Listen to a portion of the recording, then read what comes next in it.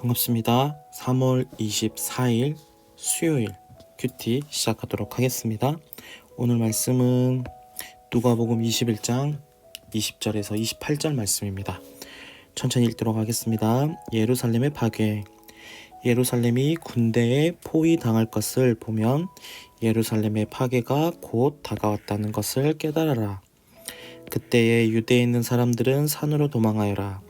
예루살렘 안에 있는 사람들은 빨리 빠져나가라.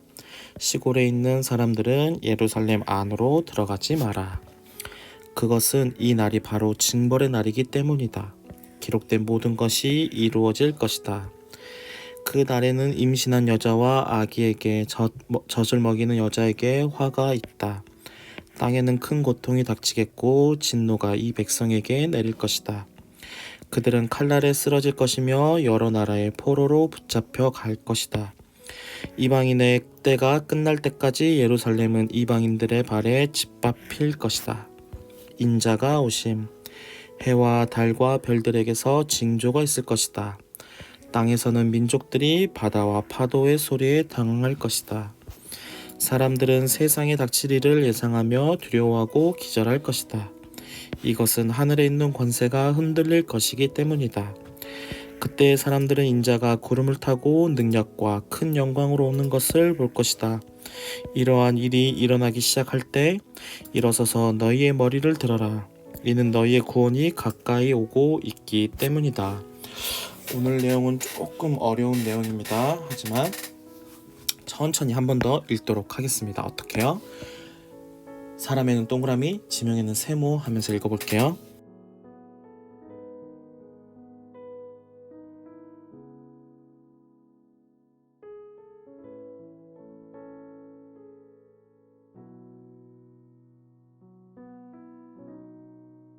네, 오늘 내용은 조금 어렵습니다.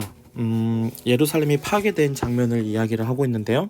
실제적으로 역사적으로도 예루살렘이 정복을 당하게 됩니다. 언제요? AD 70년에 로마군에 의해서 예루살렘이 멸망하게 됩니다. 근데 여러분들 이거 기호 아시나요? BC와 AD 라는 걸 쓰잖아요. BC는 어떤 거죠? Before Christ.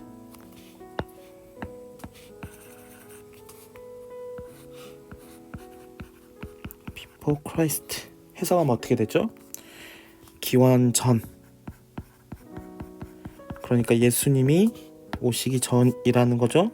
그래서 기원 전을 쓸 때는 BC라는 것을 씁니다. 그런데 AD라고 하죠. 기원 후. 그러니까 예수님이 오신 이후의 역사를 AD라고 합니다. 이거는 영어가 아니에요. 아노 도미니라는 것입니다. 이거 라틴어인데요. 어떤 뜻이냐면 주의 해, 하나님께서 오신 해다. 그래서 AD 몇 년, 주님이 오신 이후로의 기록이 된 거니까 AD 70년 이렇게 나타냅니다. 그래서 이렇게 역사적으로도 로마에 의해서 예루살렘이 멸망당합니다. 그때 어떻게 해요? 그때에 임신한 여자와 젖먹이는 여자들에게는 진노가 내릴 것이다 라고 이야기하는데, 이것은 정말 이러한 사람들이 진노가 있을 거다라고 이야기하는 게 아니라 어떤 예루살렘이 로마군에게 정복당할 때의 비참함을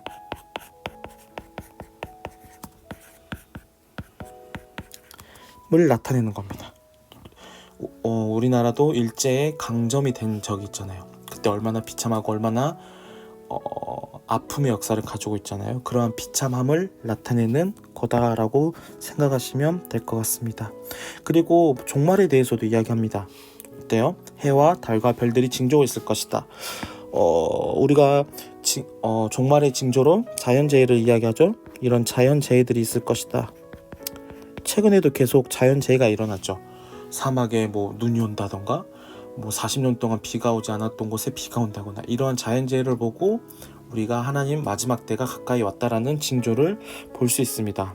그리고 민족들이 바다와 파도 소리에 당황할 것이다. 어떤 그리스도, 그러니까 다른 말로 적 그리스도라고 말합니다. 그리스도를 좀 반대하는 세력이 나타나는 것이 마지막 징조입니다. 그리고 이러한 것들로 하나 좀 두려워하는 마음이 있는데 우리는 어떻게 머리를 들고 하나님의 구원이 오기까지 기다리면 됩니다. 하나님께서는 분명히 구름을 타고 다시 오시겠다라고, 사도행전에 보면 올라가신 모습 그대로 하나님께서 다시 내려오시겠다라고 말씀하십니다. 그게 재림입니다. 우리는 그 예수 그리스도의 재림을 기다리는 그리스도인입니다. 그러한 모습으로 살아가야 된다는 것이죠. 간혹 가다가 그런 질문을 하는 친구들이 있어요. 제가 세례교육할 때도 말했는데 예수 그리스도께서 있는 모습 그대로 오시겠다라고 했는데 우리는 한국에 있잖아요. 그런데 예수 그리스도께서 유럽에서 오시면 어떡해요? 미국에서 오시면 어떡해요? 우리가 못 보지 않아요? 그건 우리가 생각할 때 모습입니다. 분명히 하나님께서 다시 오실 때는 전 세계 사람들이 모두 알 수 있게끔 다시 그 모습으로 내려온다라는 거. 그래서 그런 걱정 안 해도 되고요. 지금의 세상을 보면서 마지막 때라는 거 여러분 기억하셨으면 좋겠습니다. 그리고 한 가지 더 기억해야 될 거. 종말의 날이 2022년 1월 10일이다. 어떠한 특정한 날짜를 지정하잖아요. 뭐 어떤 예언서라든지 아니면 어떤 사람들이 이 날이 종말이다, 이 날이 멸망의 날이다 라고 말을 하는데 여러분들 그 날은 그냥 무시해도 좋습니다. 왜냐? 그때와 그 시기는 누구만이 알고 계시죠? 하나님만이 알고 계세요. 사람이 알 수 없습니다. 그렇기 때문에 2021년 10월 3일 날 멸망한다 이런 것들 다 무시해도 좋습니다. 하나님께서는 하나님의 때에 분명히 오십니다. 어떻게요? 승천하신 그대로 다시 내려오심을 오늘 기억하며 살아가는 여러분이 되었으면 좋겠습니다. 그래서 오늘의 한 문장은 전사님은 마지막 때를 살아가자.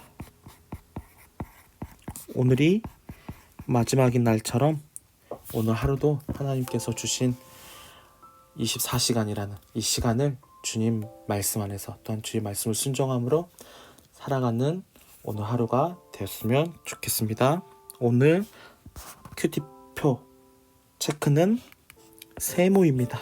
세모로 표시해주면 좋겠습니다. 옆에 있는 언더스탠딩 한번 읽어보고요. 전사님 기도함으로 마치도록 하겠습니다. 사랑하는 주님 감사합니다.